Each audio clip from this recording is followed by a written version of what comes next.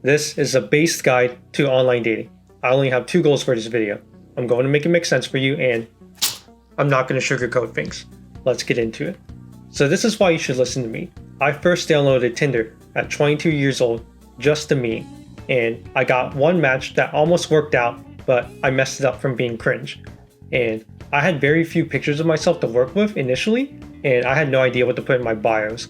So I spent the first couple of years on dating apps, getting a few matches here and there, and eventually managed to go on a few dates that evidently went nowhere. And so I developed this obsession with figuring this out, and I took the mad scientist approach by testing out just about everything. I was testing different pictures, bios, swiping strategies, premium features, locations, and openers.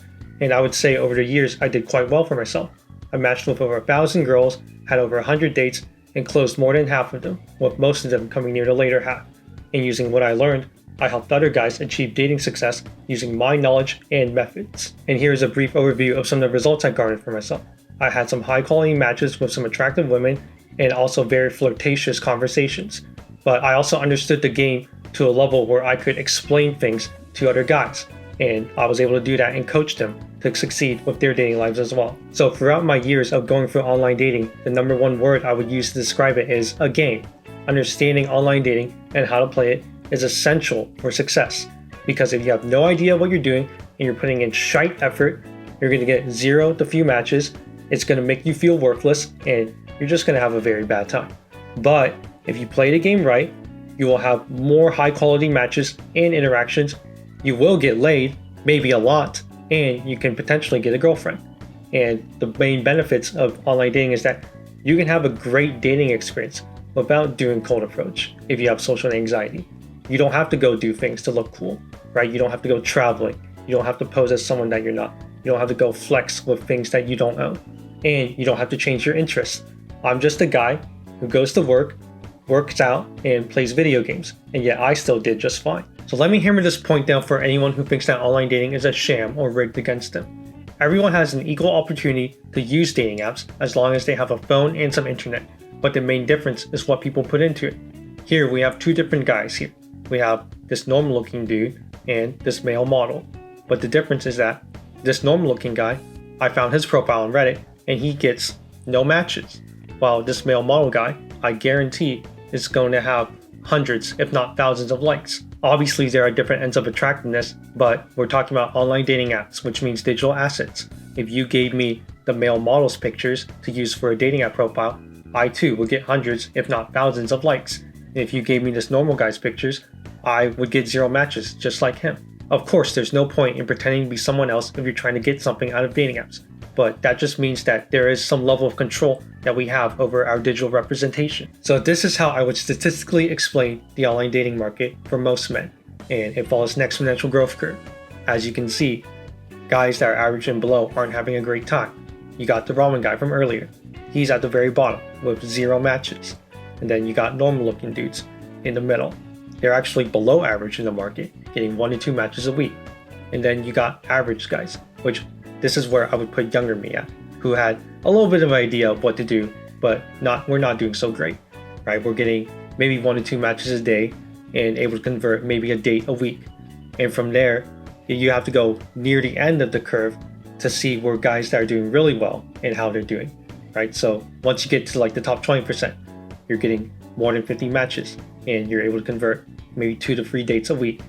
And then you do a little bit better than that, top 10%. This is where I peaked, right? I had over 100 matches on dating apps at times, and I was able to get up to a date a day, maybe even more. And at the top of the top 1%, we got the male models, the athletes, the celebrities, guys that we normal human beings cannot aspire to be, right? They got easily 1,000+ matches, and I can't even fathom what they're doing with that amount of options. So let me explain my understanding of dating app algorithms, and they're all pretty similar in my eyes. Plus, they're just computers, man. So each dating app creates a profile score based on receptiveness through inbound likes, which are likes that other users send to you, and reciprocated outbound likes, which are likes that you send out that get matched back. And scores are normalized within days, if not hours, because the algorithm is super effective. So that means when you create a profile, hundreds of people are going to see your profile within hours, if not days. and based on how people swipe on it, that will determine your profile score. So a bad profile is one that doesn't get much reciprocation, and once that happens, it's going to get shown less to the general user base, and then from there, you just get shown hot girl profiles and premium pictures as a carrot on a stick to stay on the app and spend money. But if you make a good profile, your profile is going to get shown to more users, and you're going to get higher quality and quantity matches because your profile is a good profile and the app wants people to see more good profiles. So in general, the apps do not determine bad profiles, but they figure it out by the swiping data and they sort it quickly. They don't AI scan your pictures and say, okay, this guy's ugly, put him in the bottom. This guy's good looking, put him at the top. No, like I said, equal opportunity. The algorithm's main goal is to match sets of users that are most likely to swipe right on each other. So if we go back to the online dating market graph, I'm going to drop a brutal and hard truth on you guys. Being average and below is a skill issue. As you can see, I used to be an average guy with an average profile. But using what I learned with all my mad scientist stuff, I figured out the game and managed to push myself up to the top 10% of users. And I'm not saying this to flex. I'm saying this because I understand what makes a good profile, but I also understand what makes a bad profile. And the brutal truth is that most of these guys are self-sabotaging themselves. So let's go through some examples from guys from Reddit. So this is Ramen Guy from earlier who self-proclaimed to have 0 matches. As you can see, he's not exactly the worst looking guy, but the way he takes his pictures along with his photo choice do him an absolute disservice. It's like he's trying to get 0 matches, but he's completely serious about it. So I'm going to break down exactly why his profile is terrible. I'm not going to sugarcoat it, this is all just straight roasting. His first pic is a meme, but his bio is completely serious, so there's some incongruency there. He looks miserable and unpleasant because he's not smiling. He looks boring and tries to compensate with his stuff, right? He has selfies in his truck, and he has a picture of said truck, he has pictures in the woods, and then of his giant PC. His woods pictures are poorly taken, low quality, and creepy. And he takes low effort and low quality photos in uninteresting places, which makes girls perceive him negatively, right? And as I said earlier, he's not the worst looking guy, but his profile is at absolute bottom because of his picture choice. And here are some quotes from the Reddit post. There are so many men who have profiles exactly like this and are 100% serious. And for trying not to match with anyone, you made the perfect profile. So let me reiterate the importance of having good dating app photos. The first photo can be all it takes to make a left or right swipe, and girls can make that decision within seconds. Here are 2 profile pictures that I used over the years. They're the same person, but there's a huge difference in terms of perceived attractiveness.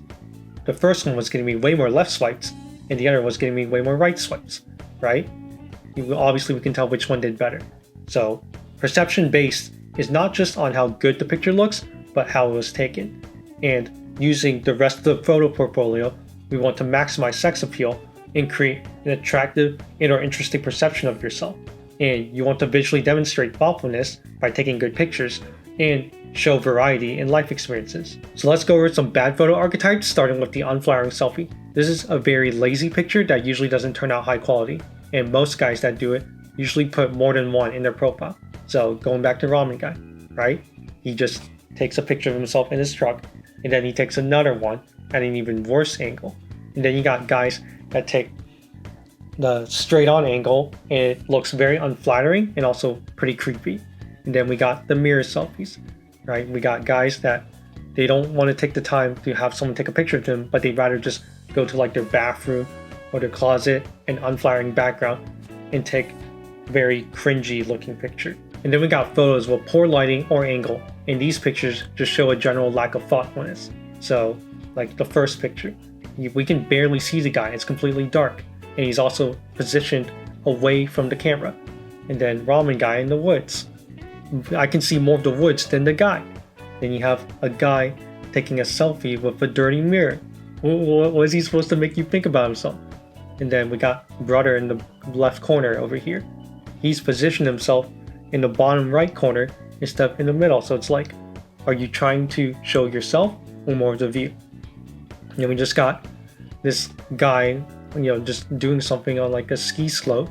And then the last picture, bro's got all this sunlight in his face and his eyes are closed. Like, you could have taken a better picture than that. Then we got the guy with fixation, or the guy who's obsessed over one thing and one thing only.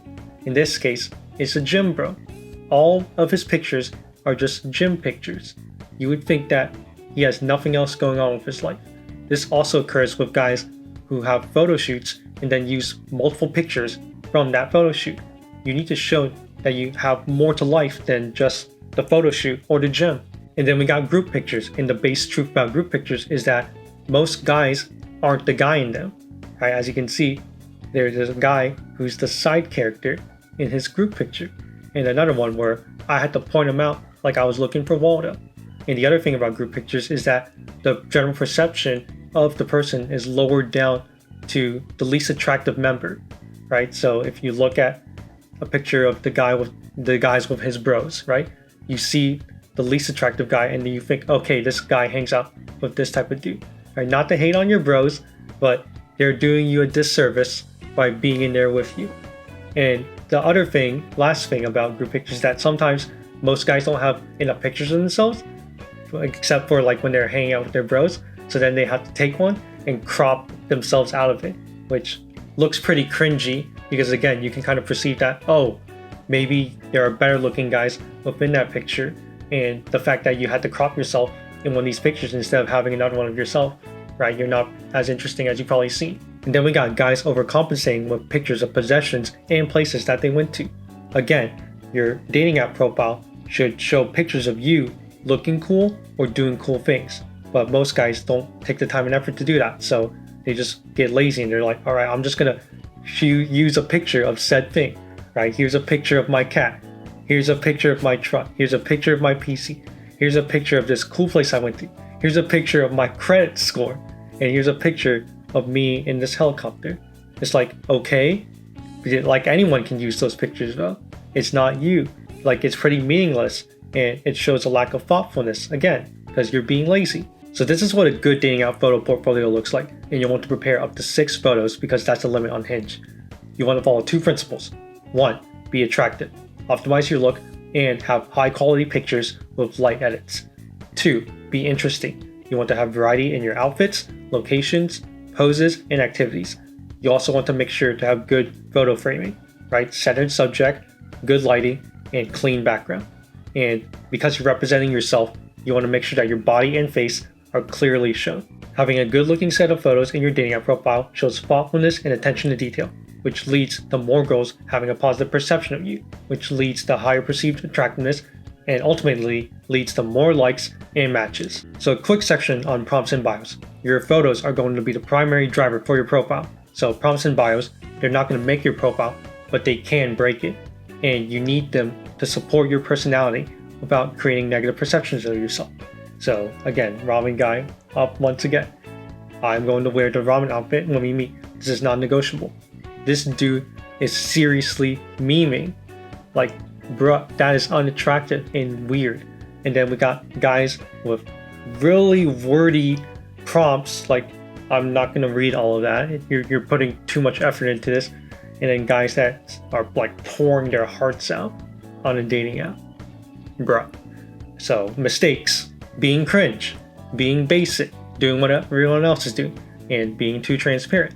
So good examples of making good prompts is giving a casual description of what you're looking for, giving a brief overview of something cool that you did recently, making a call out to a personality type that you'd like to be around, and an opinion of yours that can be challenged for fun. So here are some examples of prompts that I use personally with great success, and also prompts that I create for clients that gave them great personality without being too cringy or weird. Now let's talk about swiping behavior real quick. Remember, the algorithm's main goal is to match sets of users that are most likely to swipe on each other. Unreciprocated likes will lower your profile score if most of them aren't returned, and most apps want to promote thoughtful swiping by limiting likes on their free versions. Now, most dating apps, we're talking about Hinge, Bumble, apps that aren't Tinder, your profile score affect your visibility and order in the viewing stack. But there's parity when it comes to likes, which means if you send a like, you're usually at the top of the like stack at that moment. But Tinder, on the other hand, it punishes you heavily for mass swiping without getting reciprocated likes. And that's why most people feel like they're shadow banned when reality is you just tanked your profile score. So my base take to having a good time is you want to send likes to profiles that are within or a bit higher than your league, right? You want to try to match with people that are most likely to match with you. And if you're trying to have a good time on these dating apps, you'll want to avoid girls that sound insufferable or seem like time wasters. So let's go back to the graph one more time after covering all that stuff on online dating profiles. Remember, being average and below is a skill issue. If you apply everything that I just talked about, you can push yourself to having more options and higher quality ones, right? I was an average guy that wasn't getting much, but I figured out the game, I improved my profile drastically, and that also exponentially increased the quality and quantity of my options. And I truly believe that any guy that puts in this meaningful effort can have a similar result. And to close the guide off, let me talk to you about the online dating funnel. Online dating is a lot like sales. You're marketing yourself to try to bring in as many leads as possible, and then you'll run them through a process to try to close as many of them as you can. And because it's a numbers game, inevitably, you won't be able to close 100% of the people you interact with. So therefore, you want to maximize the amount of people you get coming in at the top, and then optimize each step so you can cultivate the maximum amount of options that you can. The truth about all of this is that you have full control over how well you do on online dating, but you have to put in meaningful effort for it, right? Like, it all starts from the very top. If you don't have a good profile, you're not going to have any matches to deal with. And if you don't have any matches to deal with, then what's the point in having good text game? And if you're not texting girls well enough, there's no point in talking about in-person dates. It all starts from the top and bleeds down to the bottom. Just saying, man, if you want to have a good experience using online dating, then you need to get based and get with the program. Or you can be like Ramen Dude, who's seriously unserious and has no matches. So that's it for this video. If you're still here, I appreciate you as always, and you should like and subscribe if you're based. Leave a comment and let me know if you want me to do more based guides for y'all. And while you're still here, let me tell you about my community, Basecamp. I have free resources and guides for fitness, dating, and fashion, as well as access to guys like myself who are ready to give actionable advice to guys that need it. And lastly, if you're a working guy who wants his dating life taken care of, then you can apply for coaching below. I take care of everything for you. I take your photos, I run your conversations, then all you gotta do is go on these dates and do what you love. I've helped guys that were virgins or had zero dating experience go on crazy escapades within days of working with me. So if that's you, don't hesitate to reach out. We're all done here. More based guides coming soon. Bye-bye!